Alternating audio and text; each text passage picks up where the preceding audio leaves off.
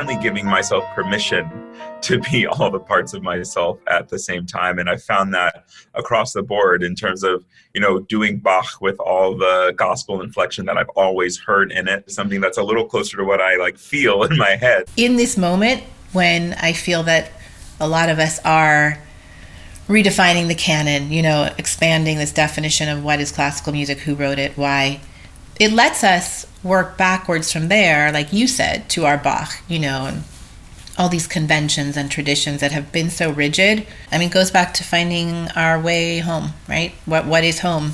To that, being in home. So I'm in a hotel right now, but in a very real way, hotel rooms are home, I mean, I've spent a lot of time traveling, and it's made me realize that, home really is something that you carry within you. I can dress up whatever as much as I want to, but I'm not going to live in it unless I'm living it myself. And a scented candle, probably. And a scented candle. There are a few candles around, some incense, I know that you and I have been doing hard work during all of this that is centered around healing and creating healing within ourselves, but also creating healing for our communities in a very traumatized space. And I just wanted to talk about the way that our work, and specifically to this song, the redemption or the healing that we are finding there. So initially, when you introduced this song to me, I fell in love with it immediately because, one, it's Langston Hughes and Margaret Bonds, and two, because its sensibility is so beautiful and rooted in a lot of the music that I love in the church, but also has an art song sensibility. It was such a wonderful marrying of those two things. With this song in particular, in terms of healing, I find my access to interpreting it to be very easy because it's very direct to my own life experience.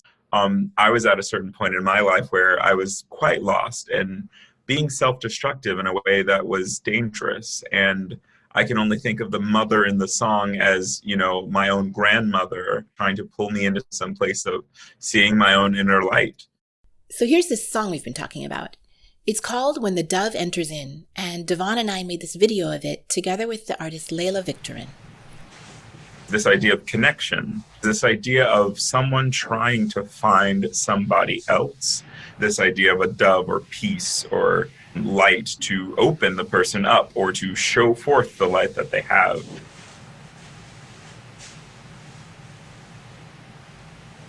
When we look at everything that needs to be healed, and we look at how much we are extending ourselves to do that, and at the same time receiving comfort and solace and healing from it, it calls on all the parts of both of us as artists to be our best selves and also pull from all of our corners. I'm happy to be in it with you.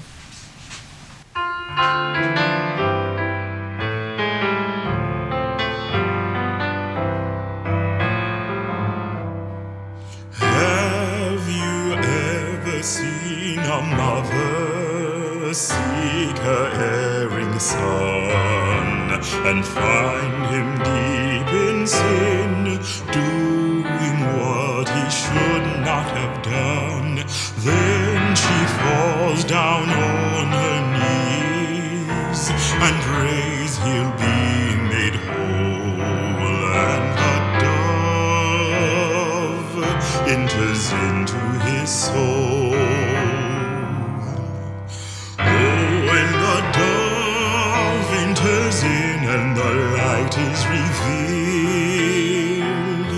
your sins are forgiven and your sorrows are healed. On the pathway to glory, new wonders begin, with prayer as the healer.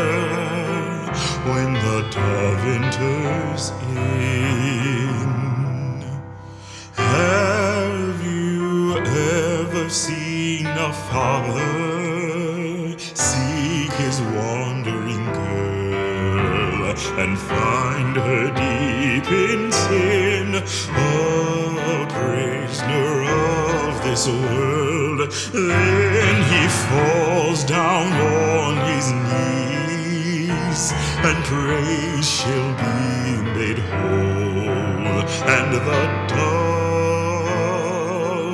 enters into her soul.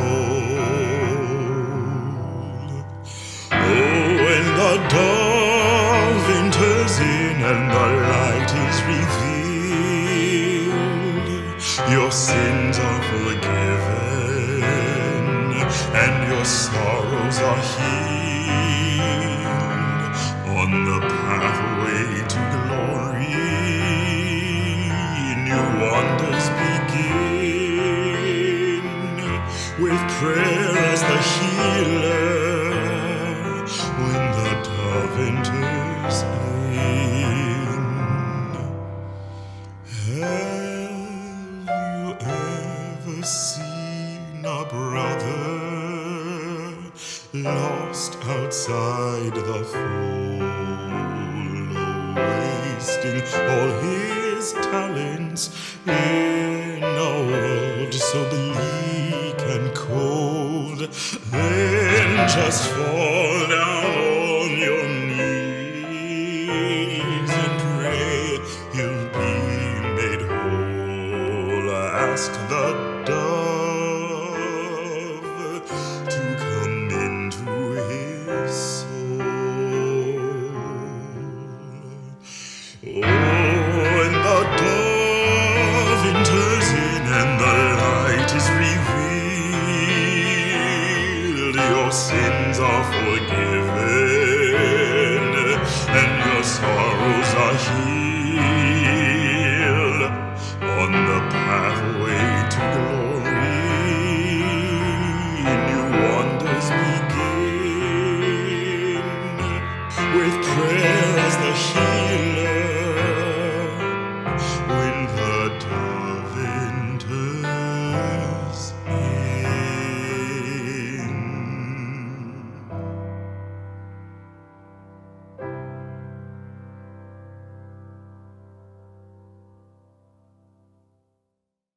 Overall, this song, in a very specific way, touches on things that I know and things that I have felt. And as is the case with any piece of great art, you can find yourself in it, you can live in it. And we as artists, I think, have the blessing of being able to connect to ourselves so that we can connect to other people. And those connections shift too, depending on where you are in your life.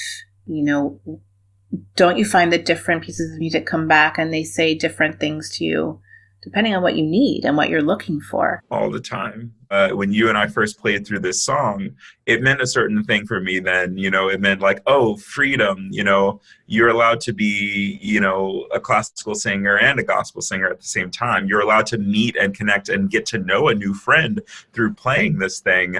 And that had a certain, reality and purpose when it happened.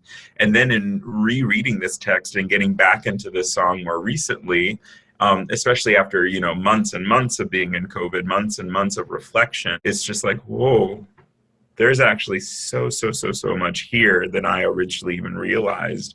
And I think that's the beauty of living with something for a while. I was sitting here practicing the song the other day, and I had this moment of profound sadness, and I tried to find where it was coming from.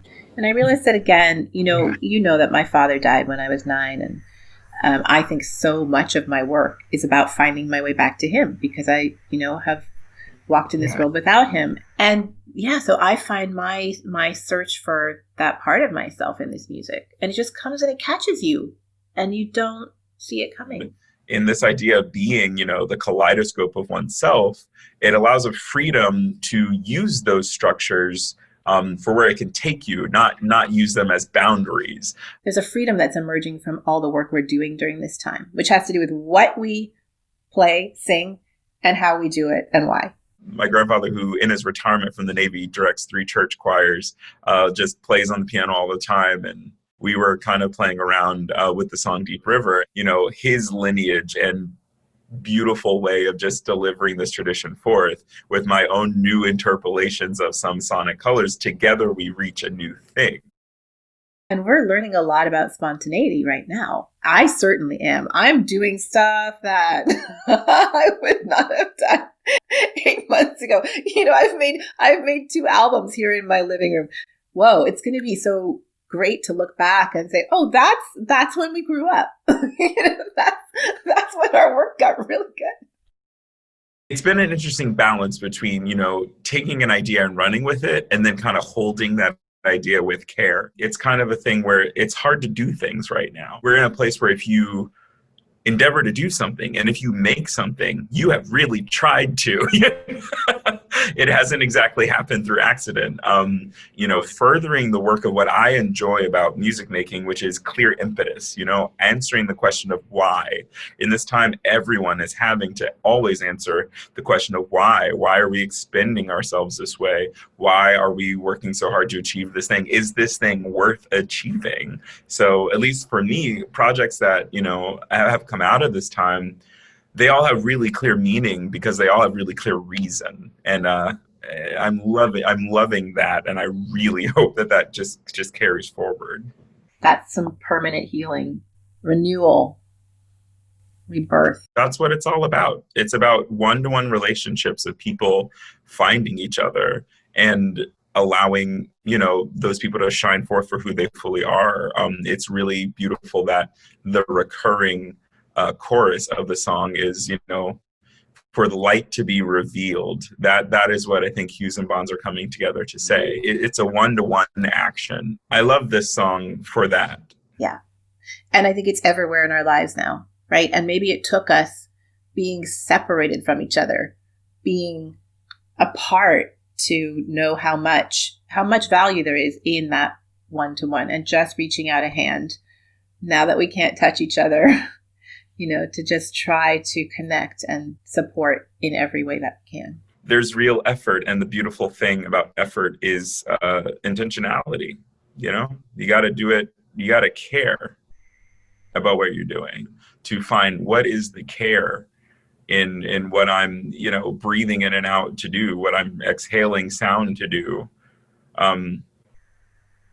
I really am appreciative of this time in order to just know that more.